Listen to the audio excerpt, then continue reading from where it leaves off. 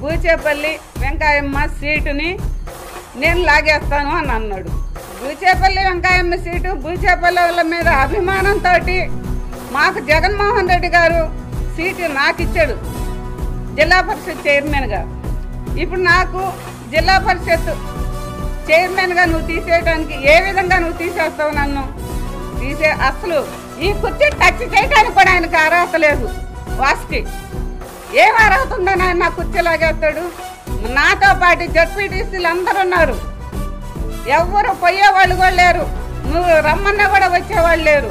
నీకు నిన్నటిదాకా ఒంగోలులో ఒక బాలినేని శ్రీనివాసరెడ్డి మీద కొంతమందికి అభిమానం ఉంది.